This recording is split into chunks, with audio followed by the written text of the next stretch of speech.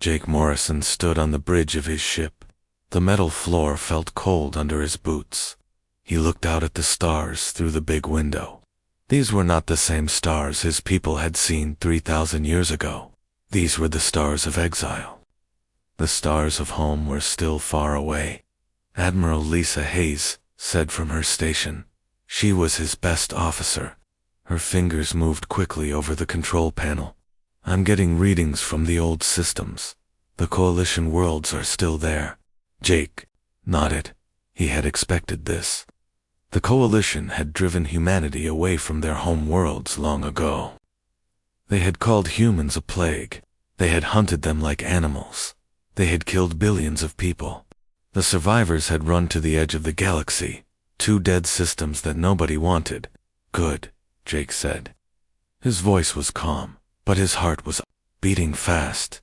Are they still using the same technology? Yes, sir. Their ships look exactly like they did 3,000 years ago.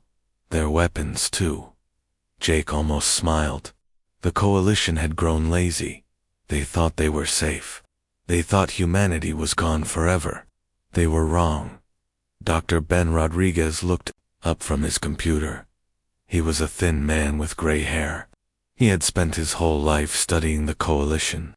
Admiral, the data from our scout ships is very clear. They haven't changed at all. Same ships, same weapons, same tactics. They stopped growing after they got rid of us. And us? Jake asked. We kept growing. We had to. We survived in systems they thought were worthless. But those systems had things they needed. Special metals, energy crystals. We learned to use them. We became stronger. Jake walked to the center of the bridge. His crew watched him. These were good people. Their families had died in the exile. Their children had been born in the cold space between stars. They had all heard the stories of Earth, of the green worlds where humanity had lived before the Coalition came. Kate, he said to Commander Kate Sullivan. She was in charge of the spy ships. What did your people find? Kate stood up. She was a small woman, but she was tough. Sir, the Coalition still tells stories about us. They tell their children that humans were monsters. They have museums with fake displays. They show us as killers and destroyers. They use our memory to scare their people. But they don't know we survived. No, sir. They think we're all dead. They've been celebrating for 3,000 years. They think they won. Jake felt anger rise in his chest. The Coalition had not just killed his people. They had lied about them. They had made humanity into a story to frighten children. They had rewritten history to make themselves look like heroes. Captain Ryan Mitchell, Jake called to his fighter commander. Ryan was young, but he was the best pilot in the fleet. Are your people ready? Yes, sir. We've been ready for years. The new ships can move through space like ghosts. The Coalition won't see us coming. Jake looked out at the stars again. Somewhere out there, in the direction of the galactic center, were the worlds where humanity had once lived. The Coalition had taken them. They had killed everyone who tried to stay. They had erased human history from those worlds. Admiral, Lisa said quietly, the rest of the fleet is ready.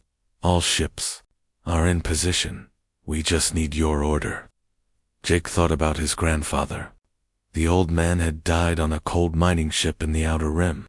He had told Jake stories about Earth, about blue skies and green trees. He had made Jake promise to remember, to never forget what the Coalition had done. Sir, Dr. Rodriguez said, I should tell you something else. We found humans on some of the Coalition worlds. Not many, but some. They've been hiding for 3,000 years, living as slaves, working in their mines and factories. They kept their bloodlines secret. Jake's hands became fists. They enslaved our people. Yes, sir, for 3,000 years. They use them for hard work, dangerous work. They treat them like animals. Then we save them first, Jake said. Before we do anything else, we get our people out. Admiral, Kate said, my teams are ready to move. We can get to the mining colonies first. Get our people to safety. Jake nodded. This was not just about revenge. It was about justice. It was about saving the humans who had suffered under coalition rule. It was about showing the galaxy that humanity had returned. General Amy Brooks, Jake said into his communication device. She was commanding the ground forces. Are your people ready to move? Ready and waiting, sir? We've been planning this for decades. We know every coalition base, every weapon, every weak point. They won't know what hit them. Jake looked at his crew. These people had trained their whole lives for this moment. Their parents had trained for it. Their grandparents had died dreaming of it. 3,000 years of preparation had led to this day. Lisa, open a channel to all ships. Channel open, sir. Jake spoke into the communication system. His voice went out to hundreds of ships, to thousands of people who had waited their whole lives for this moment. This is Admiral Morrison. Today, we go home, not as conquerors, but as the rightful heirs of the worlds that were stolen from us. We go to save our people who have suffered in silence. We go to show the galaxy that humanity remembers, that we have not forgotten, that we have not forgiven. He paused. The bridge was silent. Everyone was listening. The coalition thinks we are dead. They think they won. They are about to learn that humanity is stronger than they ever imagined. We are not the same species they drove away. We are something new, something better, something they should have feared. Jake looked out at the stars one more time. Begin Operation Homecoming. Phase 1 is a go. All ships move to your targets. It's time to remind the galaxy why they feared us in the first place. The fleet began to move. Hundreds of ships disappeared into the darkness of space. They moved like shadows, invisible to coalition sensors. They carried the hopes and dreams of every human who had died in exile.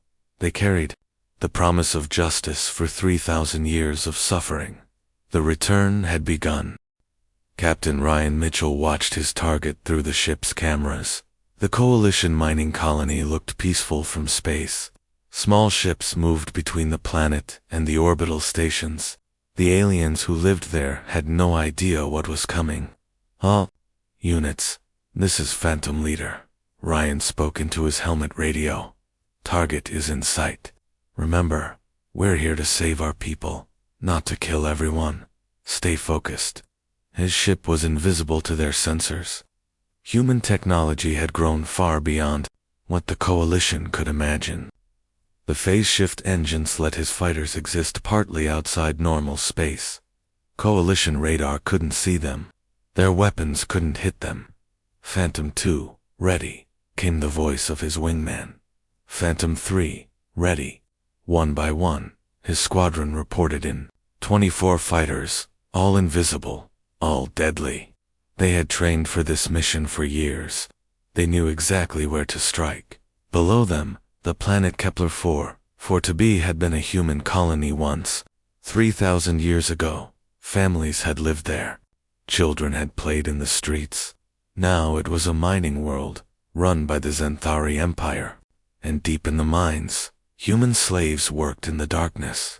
Intelligence reports confirmed, Ryan said. Approximately 2,000 humans on the surface. Most are in the deep mines. Coalition forces number about 50,000. We need to move. Fast. Ryan's ship dropped toward the planet. The others followed.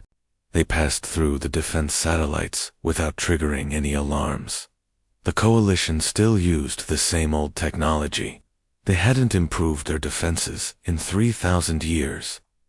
Phantom Leader to General Brooks, Ryan said. We're starting our approach. Copy that, Phantom Leader. My teams are ready to move as soon as you clear the landing zones. General Amy Brooks waited in the troop transport ships. She had 5,000 soldiers ready to go. They carried special weapons designed to knock out coalition forces without killing them. This was about rescue, not massacre. Ryan's fighter reached the planet's atmosphere. The air was thick and orange. The Xanthari had changed the atmosphere, to suit their needs. Humans couldn't breathe it without masks. But that was about to change. Phantom Squadron, begin Phase 1. Hit the communication towers first. I don't want them calling for help. The fighters spread out across the planet. Their weapons were silent and invisible. Coalition communication towers simply stopped working. The aliens on the planet suddenly found themselves cut off from the outside galaxy. They couldn't call for help. They couldn't warn anyone. Communications down, reported Phantom 4, moving to Target 2. Target 2 was the defense grid, weapon platforms that protected the mining facilities. But the weapons were old and slow. They couldn't track targets, they couldn't see. Defense grid is offline, reported Phantom 8. All targets neutralized. Ryan smiled inside his helmet. The Coalition had gotten comfortable. They thought they were safe. They had forgotten that humans were very good at war. General Brooks, the landing zones are clear. Send in the troops. On our way, Phantom Leader. The troop transports appeared in the sky above the mining colony. They were big and black, and they moved like ghosts. The Coalition forces on the ground looked up in confusion. Where had these ships come from? The transports landed in the center of the colony. Soldiers poured out, moving with perfect coordination. They wore armor that made them look like metal ghosts. Their weapons hummed with energy. This is General Brooks of the Human Defense Force. Her voice echoed from speakers on every transport. We are here to liberate human prisoners. Coalition forces, lay down your weapons and you will not be harmed. Resist, and we will do what we must. The Xanthari soldiers were confused. Humans, but humans were extinct. They had been wiped out thousands of years ago. This had to be some kind of mistake. A Xanthari captain raised his weapon. It was a mistake. The human soldiers moved faster than anything the Coalition had ever seen. Their weapons fired beams of light that knocked the captain unconscious before he could pull the trigger. All Coalition forces, this is your final warning, General Brooks said. We do not want to kill you, but we will if you make us. Most of the Coalition soldiers were too shocked to fight. They had been told humans were monsters, but these soldiers were giving them a chance to surrender. They were being more merciful than the Coalition had ever been. Bravo team, head for the mines, General Brooks ordered. Find our people and get them out. Charlie team, secure the spaceport. Delta team, take the administration building. The human soldiers moved through the colony like a storm. They knew exactly where to go. They had studied this place for years. They knew where every human slave was kept. Captain Lisa Hayes watched from orbit. Her job was to make sure no Coalition ships could interfere, but the Coalition fleet was nowhere to be seen. They had no idea this was happening. Admiral Morrison, Phase 1 is going perfectly, she reported. Colony secured. No Coalition casualties so far. Good. What about our people? Bravo team is bringing them up now. In the deep mines, Sergeant Nick Peters led his team through dark tunnels. The air was thick with dust and chemicals. It was hard to breathe. This was no place for humans to live. Movement ahead, his point man reported. Looks like civilians. They found them in a large chamber. Hundreds of humans, working in terrible conditions. They were thin and sick-looking. Their clothes were rags. They had been slaves for so long they had forgotten they were human. It's okay, Nick said, removing his helmet. We're human too. We've come to take you home. An old man looked up at him. His eyes were filled with tears. Human. But but we thought you were all dead too, Nick said gently. But we survived. We've been growing stronger, and now we're here to save you. The rescued humans could barely believe it. Some of them cried. Others just stared. They had been told for generations that they were alone, that no other humans existed. Now they were being told they were wrong. How many? The old man asked. Millions, Nick said. We've built new worlds. We've built new ships. We've built a new future, and you're part of it. Above ground, the operation continued. Coalition forces were being rounded up and held in secure areas. They weren't being hurt, just contained. The humans were showing them mercy that the Coalition had never shown humanity. "Sir," reported Captain Tyler Johnson from the intelligence team, "we've found their databanks. Everything is here. Population records, supply lines, fleet positions. The Coalition has been keeping very detailed records." General Brooks nodded. "Copy everything. We need to know where all our people are." "Already. On it, sir. Looks like there are human slaves on over 200 worlds. Some colonies have thousands of them." Brooks felt sick. 200 worlds, hundreds of thousands of humans, living as slaves, for 3,000 years. While the Coalition celebrated their victory, humans had been suffering in silence. "Admiral Morrison needs to see this," she said. Back in space, Admiral Morrison studied the intelligence reports. The numbers were worse than he had imagined. The Coalition hadn't just driven humanity into exile. They had kept some humans as slaves, working them to death in mines and factories. "Sir," Dr. Rodriguez said, "there's something else. The Coalition has been using human slaves for genetic experiments. They've been trying to figure out what made us so dangerous." Morrison's face went dark. "Genetic experiments." "Yes, sir. They've been trying to create super soldiers using human DNA. Most of the experiments failed, but some succeeded. There are humans out there who have been changed, made into weapons." Morrison closed his eyes. The Coalition hadn't just enslaved his people. They had tried to turn them into monsters. They had done exactly what they had accused humanity of being. "How many colonies have we hit so far?" he asked. 12, sir. All successful. We've rescued about 30,000 humans. No Coalition casualties." "Good. Continue with Phase 2, but I want word sent to every Coalition world. They need to know we're coming. They need to know that humanity remembers." "Sir, if we warn them, they might hurt the human slaves." Morrison looked out at the stars. "They've had 3,000 years to hurt them. I think they'll be too scared to do anything stupid. Besides, fear is a weapon too. Let them know we're coming. Let them know we're not the same species they drove away." The message went out across the galaxy. It was simple and direct. Humanity had returned. They were not extinct. They were not defeated. They were stronger than ever. And they remembered everything. The Coalition's comfortable world was about to collapse. Fleet Admiral Zenthkar of the Zenthari Empire stared at the message on his screen. He read it 3 times before he believed it. Humans were attacking Coalition worlds. But that was impossible. Humans were extinct. They had been wiped out 3,000 years ago. "Get me the High Council," he ordered his communication officer. "Emergency session." The holographic images of the Coalition leaders appeared around his conference table.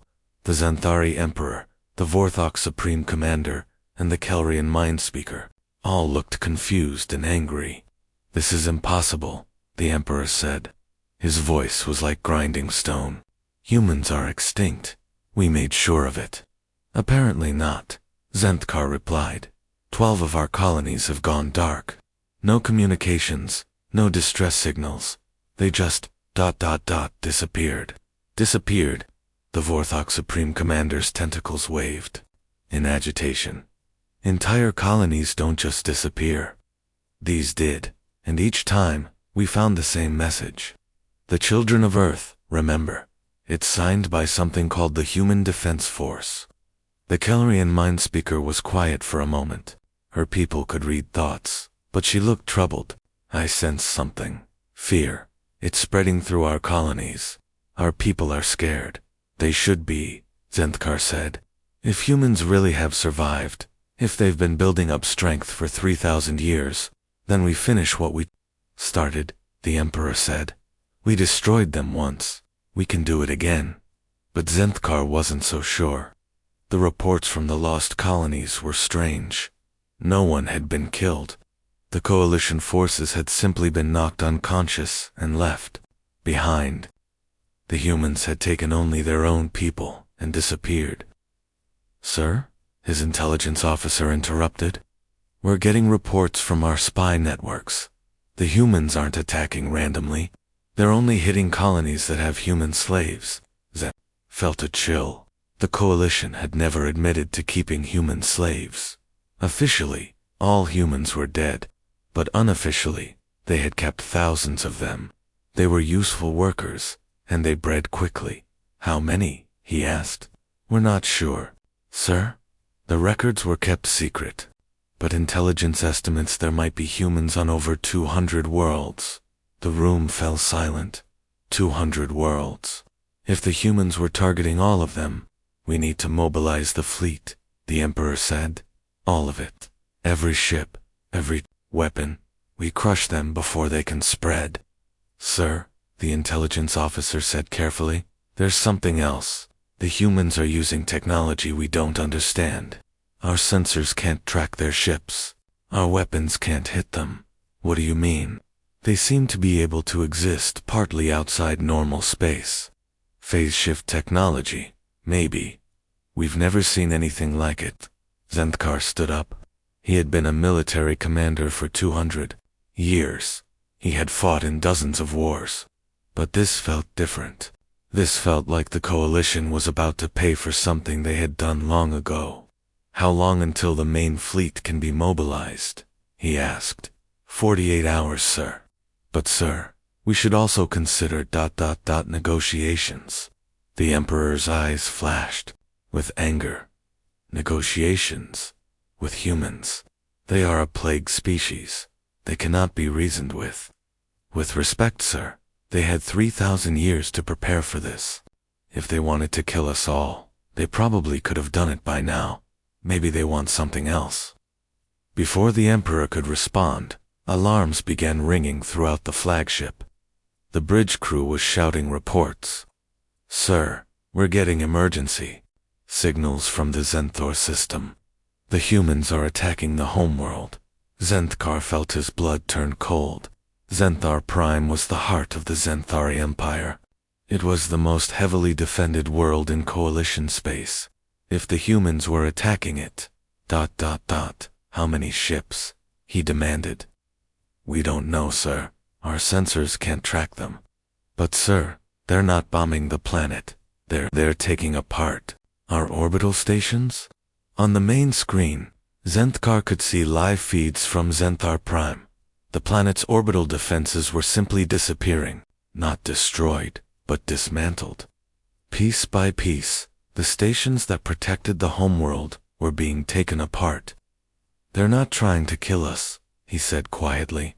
"They're showing us they could if they wanted to." Captain Maria Lopez watched from the bridge of the UHS Nemesis as her crew worked with surgical precision. They weren't destroying the Zenthari orbital stations. They were carefully taking them apart, piece by piece. "Target the water purification plant next," she ordered. "And remember, we want to disable it, not destroy it." Her weapons officer nodded. The beam from the Nemesis was precise and controlled. It cut through the station's power systems, shutting it down without causing any explosions. "Captain," her communications officer said, "we're getting desperate messages from the planet. They're asking what we want." "Tell them we want them to remember," Maria said. "Tell them we want them to think about what they did to us." The planet below was in chaos. Zenthor Prime had 20 billion inhabitants. They depended on the orbital stations for everything. Water, food, power, air recycling. Without the stations, the planet would die. But the humans weren't trying to kill them. They were trying to teach them a lesson. "Captain, incoming message from the Zenthari fleet. They want to negotiate." Maria smiled. "Put them through." The holographic image of Fleet Admiral Zentkar appeared on her bridge. He looked older than she had expected, and very tired. "I am Fleet Admiral Zentkar of the Zenthari Empire. To whom am I speaking?" Captain Maria Lopez of the Human Defense Force. Nice to meet you. Zenthkar stared at her. She was young, maybe 30 years old. She looked nothing like the monsters from the Coalition propaganda. She looked ... human. Captain Lopez, what do you want? I want you to understand something, Admiral. We could have destroyed your homeworld. We could have killed every person on it. But we didn't. Do you know why? Zenthkar said nothing. Because we're not monsters. We never were. You made us into monsters in your stories, but we're not. We're just people who want to go home. Home. The worlds you took from us. The worlds where our families lived before you decided we were too dangerous to exist. Zenthkar felt a weight in his chest. He had been young during the human war. He had believed the propaganda. Humans were violent. They were unstable. They were a threat to galactic peace. Captain, the war was 3,000 years ago. Everyone who fought in it is dead. Are they? Maria asked. Because I'm looking at a planet full of humans who have been slaves for 3,000 years. I'm looking at children who were born in chains because of decisions your people made. I didn't know. No, you didn't. None of you did. You didn't want to know. It was easier to believe we were all dead. On the planet below, the population was starting to panic. The orbital stations were gone. The humans had taken them apart like toys, but they weren't attacking the planet itself. What do you want? Zenthkar asked again. I want you to tell your people the truth. I want you to admit that everything they've been told about humans was a lie. I want you to admit that we were never the monsters you said we were. And if I don't, Maria's expression didn't change. Then we'll keep taking your worlds apart until you do. We won't kill anyone. We don't need to. We'll just make it impossible for you to live the way you have been. Zenthkar understood. The humans weren't trying to conquer the Coalition. They were trying to force them to face the truth. Captain, even if I wanted to do what you ask, I couldn't. The other Coalition leaders would never agree. Then maybe it's time for new leaders, Maria said. Admiral, your empire is built on a lie. Your people have been told that humans were monsters, so they wouldn't question why you killed us. But what happens when they find out the truth? As if on cue, Zenthkar C communication officer reported massive civil unrest on Coalition worlds. The humans had been broadcasting their side of the story.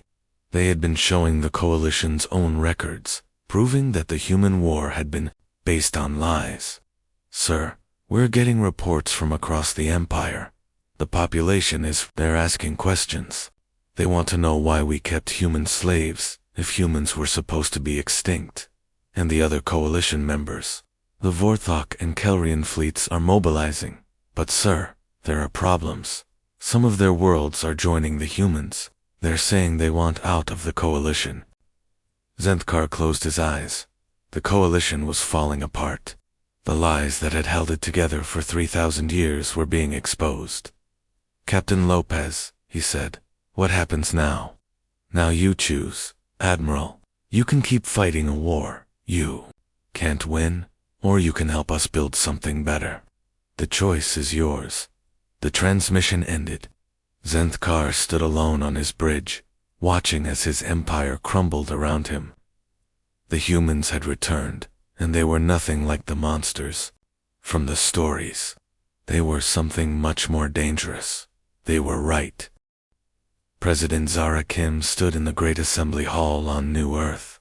The room was filled with representatives from across human space. Admirals, generals, scientists, and civilians. They had all come to witness this moment. My fellow humans, she began, her voice carrying across the hall. 3,000 years ago, we were driven from our homes. We were told we were monsters. We were told we were too dangerous to exist. Today, we proved them wrong. The crowd was silent. Everyone knew what was coming. The Coalition was broken. Their lies had been exposed. Their fleets were scattered. Some of their worlds had already surrendered. Others were fighting each other. We have won, Zara continued. But victory means nothing if we become what they said we were. We have a choice.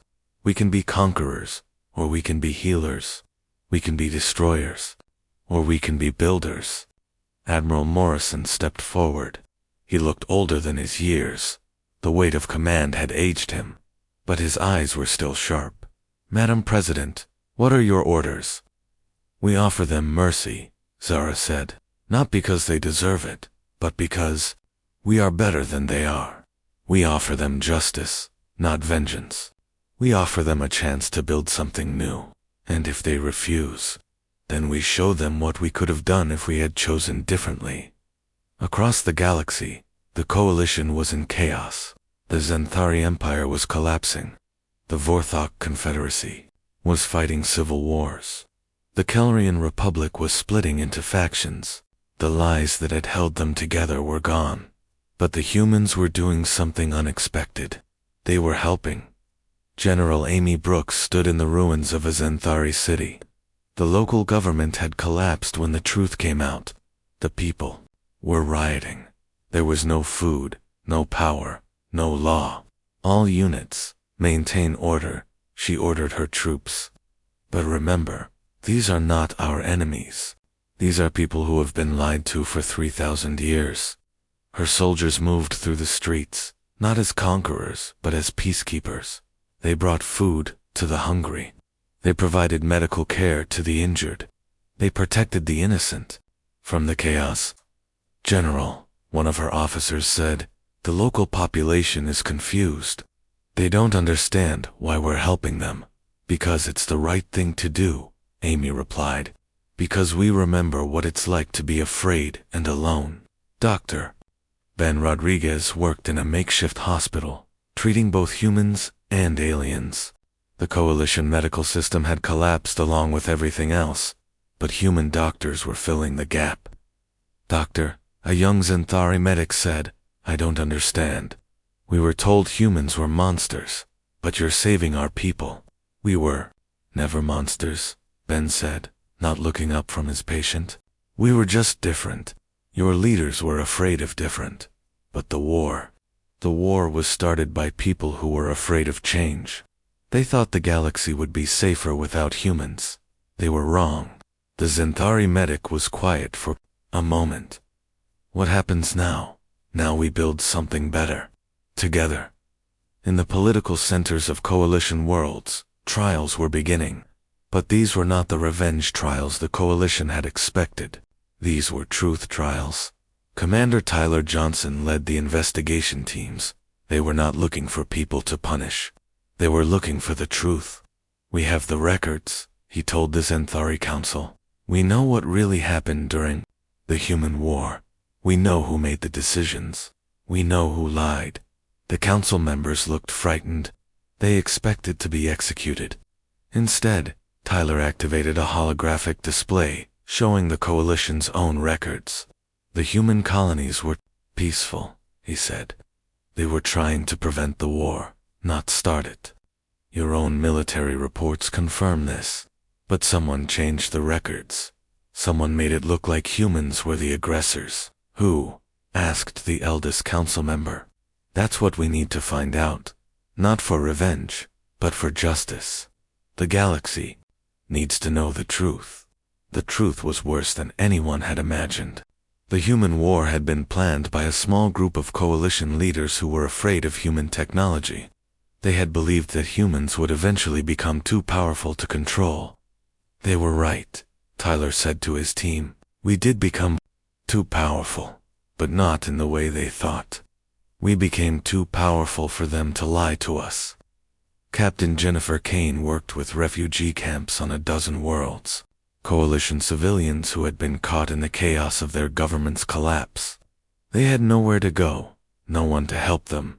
We have food, medical supplies, and temporary shelter, she told the camp leaders. But we need your help to distribute it fairly. The aliens in the camps were suspicious. Why would humans help them? After everything that had happened, why would they show mercy? Because, Jennifer explained, we know what it's like to lose everything. We know what it's like to be refugees. We don't want anyone else to go through what we went through. Slowly, the suspicion began to fade. Human aid workers worked alongside coalition civilians. Former enemies worked together to rebuild what had been destroyed. "Captain," one of the camp leaders said, "there are rumors that humans are planning to execute all coalition leaders." "Just rumors," Jennifer said. "We're not executioners. We're not conquerors. We're just people who want to go home. Home. The world your leaders took from us. But we don't want to take them back by force. We want to share them. The galaxy is big enough for all of us." On the human flagship, Admiral Morrison received reports from across the galaxy. The coalition was finished as a political entity, but something new was being born from its ashes. "Sir," Lisa Hayes reported, "we're getting requests from over 100 coalition worlds. They want to join the new Federation. Federation. The Galactic Federation. It's what President Kim is calling the new government. Democratic, representative, with equal rights for all species." Morrison smiled. "And us. We would be members, not leaders. One species among many. Equal partners in building a better galaxy." It was everything humanity had wanted 3,000 years ago. Not conquest, but cooperation. Not domination, but partnership. What about the coalition leaders who planned the war? They're being tried by mixed tribunals, human and alien judges together. The sentence won't be death. It will be service. They'll spend their lives helping to rebuild what they destroyed. Morrison nodded. Justice, not vengeance. It was the human way. Dr. Rachel Stone worked with coalition psychologists to understand what had gone wrong. Why had the coalition been so afraid of humanity? Why had they chosen genocide over cooperation? Fear, she concluded. They were afraid of losing their power. Humans represented change, and change is scary. But humans weren't trying to take over, her coalition colleague pointed out. No, but human technology was advancing faster than theirs. Human colonies were more successful. Human ideas were spreading. They saw the future, and they were afraid they wouldn't be in control of it, so they tried to stop the future. They tried to stop change. But change is inevitable.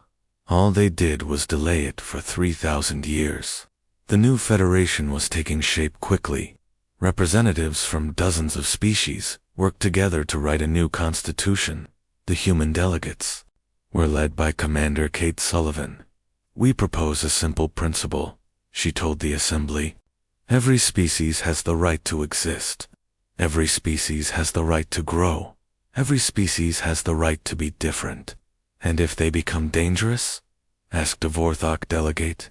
"Then we deal with the danger, not the species. We don't commit genocide because we're afraid of what might happen." The vote was unanimous. The new Federation would be built on cooperation, not fear, on understanding, not hatred, on the idea that diversity made everyone stronger. "There's just one more thing," Kate said. "We need to make sure this never happens again. We need to teach our children the truth about what happened. All of it. The good and the bad."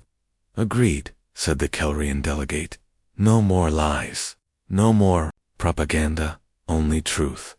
The human return was complete. Not through conquest, but through example.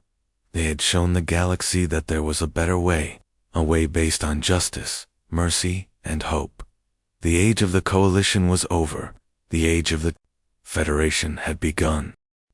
5 years had passed since the return. Admiral Jake Morrison, now retired, walked through the gardens of New Earth. The trees were green and healthy. The sky was blue. Children played in the parks, laughing and running without fear. But these were not just human children. Centauri younglings played alongside human kids. Vorthok children learned human games. Kelrian youth shared their toys with everyone. This was what the galaxy could have been 3,000 years ago. "Grandpa Jake," a small voice called out. A young girl ran up to him. She had her mother's eyes, but her father's smile. Her father was human. Her mother was Centauri. She was the future. Hello, little one, Jake said, picking her up. What are you doing today? We're building a spaceship, she said excitedly. Me and my friends, we're going to explore the galaxy when we grow up. That sounds wonderful. What kind of spaceship? A friendship ship, big enough for everyone. Humans and Xanthari and Kelrians. We're all going to be friends. Jake smiled. This child would never know the fear that had driven her grandparents. She would never know the hatred that had poisoned the galaxy for so long. She would grow up in a world where different species worked together. Admiral Morrison, a voice said behind him. Jake turned to see Captain Lisa Hayes, now Admiral Hayes, approaching with a datapad. Not Admiral anymore. Lisa. Just Jake. Of course, Jake. I wanted to show you something. The Federation Council just approved the new exploration program. Mixed crews from all species, heading beyond the galaxy's edge. Jake looked at the datapad. Dozens of ships, crews from dozens of species, all working together to explore the unknown. It was everything humanity had dreamed of. Who's commanding the expedition? Captain Ryan Mitchell. He specifically requested the assignment. Said he wanted to see what was out there. Jake nodded. Ryan had been one of his best pilots during the return. Now he was one of the Federation's best explorers. The man who had once been trained to fight was now leading missions of discovery. The ship names are interesting, Lisa continued. USS Harmony, USS Unity, USS Hope. Ryan insisted on naming his flagship USS Redemption. Redemption, he said. It was a reminder that everyone deserves a second chance, even the galaxy. Jake handed the datapad back. What about the Coalition worlds? How are they adapting? Better than expected. The truth trials are finishing up. Most of the old leaders are working in reconstruction projects. They're helping to rebuild what their lies destroyed. And the people, they're learning. It's hard for them to accept that everything they believed was wrong, but they're trying.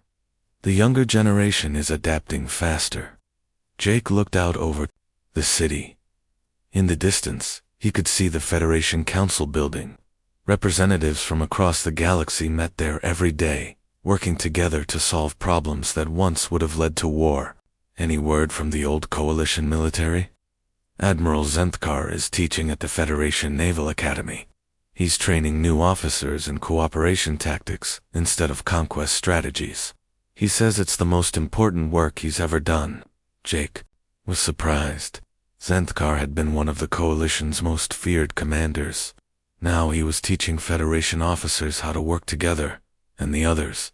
General Vortex is leading disaster relief efforts. Mindspeaker Kalana is working with the Truth and Reconciliation Committees. They're all trying to make up for what they did. Good. What about our people? The ones we rescued? Lisa's expression grew sad. It's been harder for them. 3,000 years of slavery leave scars, but they're healing. Dr. Rodriguez has set up support programs. They're getting the help they need. Jake nodded. The rescued humans were the real heroes of the return. They had survived when everyone thought they were dead. They had kept humanity alive in the darkest places. Admiral Hayes, a young officer, approached. Sorry to interrupt, but you have a message from the exploration fleet. Lisa activated her communicator. Captain Ryan Mitchell's face appeared in the hologram. Admiral Hayes, we've made contact with something incredible out here. A new species, but they're not like anything we've seen before. They're artificial. Machines that think and feel. Jake felt a chill. The Coalition had been afraid of humanity because they were different. What would happen when they met beings that were truly alien? What's their disposition? Lisa asked. Peaceful, curious. They want to learn about us. They've been watching the galaxy for thousands of years. They saw what happened to humanity. They saw the war. They saw the return. And they want to meet us. They want to know how we managed to forgive. They say they've never seen anything like it. Jake smiled. Even artificial beings recognized that forgiveness was harder than revenge. Tell them they're welcome in Federation space, Lisa said. We'll prepare a proper reception. There's something else, Ryan continued. They have a message for humanity. Specifically, they say they've been waiting for us to return. They say the galaxy needs teachers, not conquerors. Teachers. They want to learn how to build a society based on cooperation instead of fear. They want to learn how to forgive. The transmission ended. Jake looked at Lisa. Teachers. It makes sense, she said. We're the only species that chose mercy over revenge. We're the only ones who proved that forgiveness is stronger than hatred. So what happens now? Now we do what we've always done. We help. We teach. We build a better future. Jake walked back to his house as the sun set over New Earth. In the distance, he could see the memorial wall. Names of every human who had died in the exile. Names of every coalition soldier who had died in the truth wars. Names of everyone who had suffered because of fear and hatred. But next to the memorial was something new. A garden where children from all species played together, where former enemies worked side by side, where the future was being built one friendship at a time. His wife, Sarah, was waiting for him on the porch. She had gray hair now, but her eyes were still bright. How was your walk? She asked. Good. I saw the future today. It's beautiful. What does it look like? Like hope? Jake said, sitting down beside her. Like everything we fought for. They sat in comfortable silence, watching the stars come out. Somewhere out there, Federation ships were exploring new worlds. Mixed crews of humans and aliens were working together. The galaxy was healing.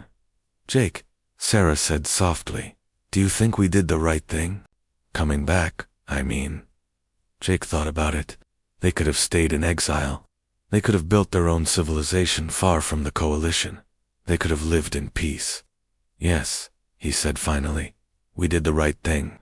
Not just for us, but for everyone. The galaxy needed to learn that there was a better way. Even after everything they did to us. Especially after everything they did to us. We proved that victims don't have to become victimizers. We proved that the oppressed don't have to become oppressors. We proved that there's always a choice. Sarah smiled. The children will never know what it was like before. That's the point. They'll grow up in a galaxy where differences are celebrated, not feared. Where cooperation is normal, not exceptional. Where peace is the default, not the exception. And if something like this happens again, Jake looked up at the stars. It won't. We've made sure of that. The Federation has safeguards. The truth is protected. The lies can't take root again. How can you be so sure? Because we're teaching them. All of them. Every generation will know what happened. Every generation will know the cost of hatred. Every generation will know that there's always a choice. A shooting star streaked across the sky. Jake made a wish, the same wish he had made for 3,000 years. He wished for a future where his people could live in peace. That wish had finally come true. The next morning, Jake received a message from President Kim. The Federation Council had voted unanimously to establish the Human Institute for Galactic Cooperation. Its mission would be to prevent future conflicts and promote understanding between species. Will you run it? The message asked. Jake smiled. He was old, but he wasn't finished. There was still work to do. Yes, he replied. But on one condition. The Institute has to be staffed by all species. Humans can't do this alone. Agreed. Welcome back to service, Admiral. Not Admiral. Director. And not just director. Teacher. 3 months later, the Institute opened its doors. The first class of students included young people from every species in the Federation. They came to learn about cooperation, diplomacy, and peaceful resolution of conflicts. Jake stood before them on the first day. Welcome to the hardest class you'll ever take. We're going to learn about forgiveness. We're going to learn about mercy. We're going to learn about hope.